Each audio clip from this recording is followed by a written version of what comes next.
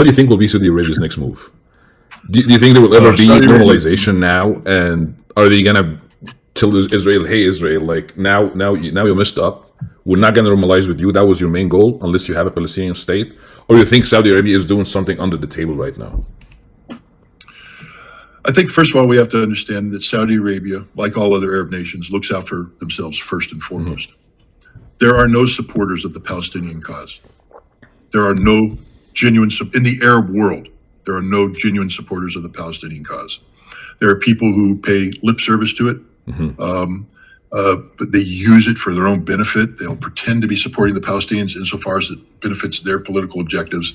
But the irony is, I mean, and even the two nations that are staunch advocates for the Palestinian cause, Lebanon and Iran. You know, one is a Persian state, both are Shia states. Palestinian state would probably be primarily Sunni in nature. So we need to start off by understanding that Saudi Arabia is not a friend of the Palestinian people. They are not a friend. If they were a friend, there'd be a Palestinian state today. The Arab world could have helped make a Palestinian state if they threw their weight behind the Palestinian cause. But they've used the issue of Israel and that conflict to serve their own interests, to create a division with the United States, complex the United States. Remember, today we talk about the United States being controlled by the pro-Israeli lobby, and it is. But there was a time back in the 80s, in the early 90s, when there was a strong Arabist lobby, a very strong Arabist lobby. And there was a conflict in the United States between the pro-Arabs and the pro-Israelis in terms of policy domination. And many of the Arab states were playing off that conflict to get the United States. Why do you think the United States provides Saudi Arabia with so many weapons? Right. It was linked to early on, it was linked to an agreement that as we supported Israel, we would support Saudi Arabia, that we would maintain some sort of relative balance. If you remember back in the 1970s, I believe, early 80s, the discussion about the AWACS aircraft, to provide AWACS to Saudi Arabia. Then we provided F-15s to Saudi Arabia. Israel was not happy about that. It's a balancing act being played off, and Saudi Arabia uses this to gain its own. Egypt's defense aid from the United States is linked to the defense aid we provide to Israel. So none of the Arab countries support Palestine. They use Palestine. Jordan is afraid of Palestine because of the number of Palestinian refugees in Jordan. Remember Black September. Black September, of course, was when King Hussein of Jordan turned the Jordanian army on the Palestinian refugee camps in Jordan to destroy Fatah. So so Saudi Arabia is looking out for Saudi Arabia. That's the bottom line. But Saudi Arabia has to deal with political realities. And the current political reality is that the sentiment for a Palestinian state is prevalent. So Saudi Arabia has to incorporate that. Saudi Arabia also has to play to the reality that there's deep resentment in the Arab world towards Israel, that the Abraham Accord was premised on Israel learning to peacefully coexist with its Arab neighbors, to bring Israeli economic capabilities to join up with the Arab nation, to create a Sunni Israeli bulwark against the axis of resistance. That was the whole purpose of rapprochement between Saudi Arabia and Israel. It was an American plan to bring Israel into the Gulf Arab nation coalition, standing up against the expansion of Iran. The Chinese threw a monkey wrench into that through the rapprochement, but the United States was still the rapprochement between Iran and Saudi Arabia. But the United States was still brokering it, and up until on October 6th, everybody was talking about how Saudi Arabia and Israel were moving towards reconciliation. No one's talking about that today. On October 6th, everybody was talking about the India-Middle East Economic Corridor that would link Mumbai through the United Arab Emirates, through Saudi Arabia, across to Jordan, into Israel, onto Europe.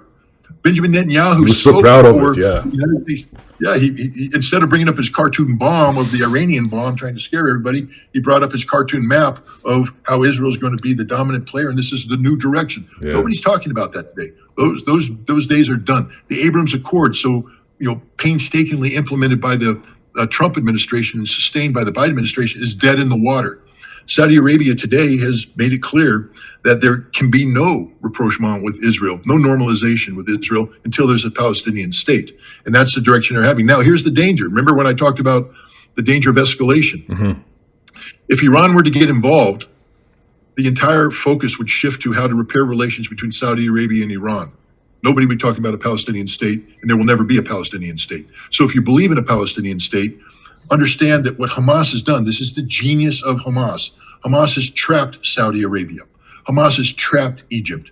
Hamas has trapped Jordan. They've trapped all of the Arab world that has been opposed to a genuine Palestinian state because it doesn't serve their interests. They need a Palestinian state. They need the conflict between Palestine and Israel as a way of weakening Israel. The Abraham Accord was a compromise on the part of these Arab nations that allowed Israel to define a Palestinian state in a way that there would never be a Palestinian state. There's not a single advocate of Palestine who looks at the Abraham Accord and says, yep, that's the Palestinian state we want. It's completely against it. Yeah. You can, it's 100% for Israel. So Israel had turned the table and compromised all of these already compromised Arab states to move past Palestine.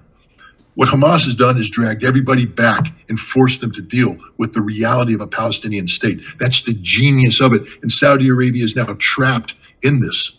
And Hamas must keep them trapped. You know, you can trap an animal, but if you allow the animal to escape, it's useless. They've trapped the animal of Saudi Arabia. They have to keep Saudi Arabia trapped, focused on a Palestinian state so that there will be a Palestinian state. And then you release Saudi Arabia.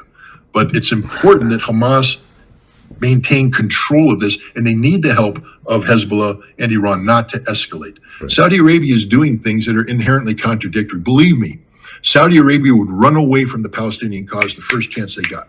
The first chance they got, they would run away from that and go back to the direction they were heading, because that's what they want. They can't run away because they're trapped. They're trapped now with Hamas. Hamas did a great job. Okay, I get it. So I want to ask you about something. You mentioned the Zionist lobby in the U.S. and the Zionist, the Israeli lobby in the U.S. and the Arabist or the Arab lobby used to be strong in the past. How can the Arab lobby get stronger now? Do you think there's any future? Like, if you want to give a genuine advice for the people who care about the Arabic cause in general, what can they do in the U.S.? Well, the first thing I would say, and this pains me as an American because I love my country and I want my country to succeed. But if I were the Arab lobby, I would be working to distance myself from the United States because we're not the solution anymore. We're the problem. And until the United States changes its outlook to the world, till we accept a multipolar world, to give you an example, Saudi Arabia. You know, the growth of the Arab or the American Arab Aramco, Arab American oil company. It was predicated on a deal where the United States would guarantee the security of Saudi Arabia in exchange for Saudi Arabia guaranteeing the energy security of America and the world. Saudi Arabian oil production, the oil fields were overbuilt. They were built to have a capacity of, 12 million barrel a day production. Mm-hmm. But then that's maximum capacity. But then oil production is kept lower than that. Why? Because of the demand of the oil economy. When the United States needs more oil on the market, we call up Saudi Arabia and say, produce more oil. Increase. But when you produce more oil, the price of oil goes down. Saudi Arabia doesn't make as much money. But Saudi Arabia did this in exchange for the guarantee of security. What Saudi Arabia is recognizing is that the United States can guarantee nothing anymore, especially after our 20-year failure in the Middle East and our global war on terrorism. The United States is a much reduced military power, and that Saudi Arabia needs to look elsewhere for its security guarantees, meaning that instead of focusing on a world where America must guarantee security, why not have your security guaranteed by peaceful coexistence with your neighbors? Hence the Chinese brokered deal between Saudi Arabia and Iran to bring an end to that conflict, to that tension. Saudi Arabia is increasing the amount of oil that it's selling to China. They're selling oil in non-dollar denominations. They're walking away from the petrodollar. Mm-hmm. So Saudi Arabia is divorcing itself from the United States. Indeed, Mohammed bin Salman, the MBS, has said, that the future of Saudi Arabia is to be independent of the United States and Europe, to be stronger than in Europe. That's the direction they're heading. I think every Arab nation needs to be heading in that direction, not to be stronger than America, but to be independent of America. That doesn't mean that you don't have to be friends with America, but the United States today is not a friend of anybody. We're not even a friend of Israel. Really? We're gonna turn our back on Israel like you've never seen. 2024 is a political election for Joe Biden and the Democrats who want to hold on to the White House. Right now, they're losing across the board. Swing states have large Arab Michigan, populations. Michigan, yeah. It's a very large Arab population. If Biden loses Michigan, he's not going to win the presidency. And so you're going to see that Biden is going to be turning on Israel because we're a friend of nobody. We turn on Arabs, we turn on the Israelis, we turn on the Ukrainians. Remember how good of friends we were with the Ukrainians? Yes. Best friends in the world. Everybody hates Zelensky now. Okay. Yeah, but the United States only cares about the United States. We're not a friend of anybody. And I think this is the harsh reality that the Arab world needs to live in, that first of all, there's a big world out there that doesn't include the United States. That world is learning how to deal with each other respectfully through multipolarity, through institutions like BRICS, the Shanghai Cooperation Organization. Even the G20 is gradually being shifted away from the G7 control to be a truly global South economic entity.